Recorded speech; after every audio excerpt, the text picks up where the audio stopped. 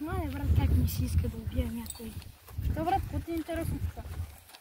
Брат, искам да ти призная едно нещо. Лека.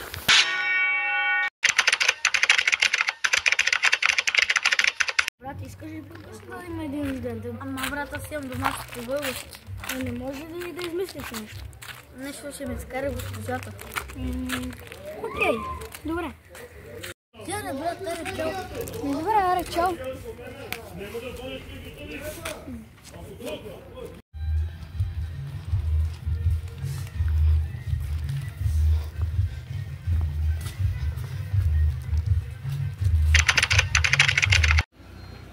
Петър отдавна не ми е звънял. Я изчакай да ме звънна.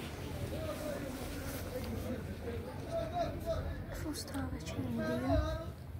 Какво не дига вече? Ще ходя да го потърся.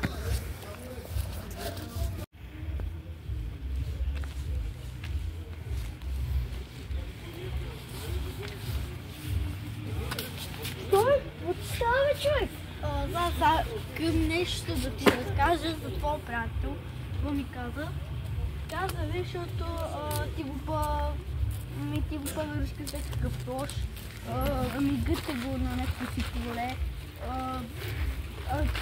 Да би, брат, ти го преби и той би казал сега за да ми намеря някъде и да се прибия. Каза, смисъл. Каза ви по принцип, ако те набере да те прибия. Не, ама аз не искам, той би каза на мен и ако аз се го направя, той мен ще го бие, а не те. И какво ще направим по този случай? По-скоро искам сега да се обърнеш в волята. Сигурен? Да. Добре.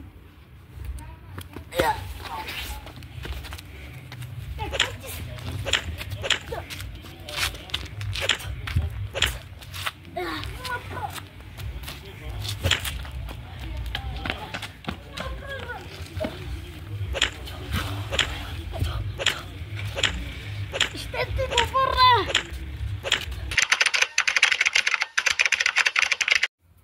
Най-после да му кажа новината. Ако не е доволен, не знам.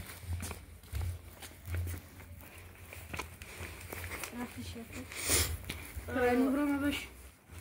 Знам, ама... това, което трябва. Да, ама по-скоро не съм го убила, ми съм го прибила и плюс това исках да го ударя с табака, но Тихо! там е къса. Тихо. Сега шефа говори. Да разбирам. Не си го бил, си го пребил, нали? Да. Това ли е камъка, с който се опита да го удариш? А ти как го попоздай как си го взел от улицата? Но то момче, знам всичко. Сега дойде твоя ръка. Ама за какво направих? Чао, чао.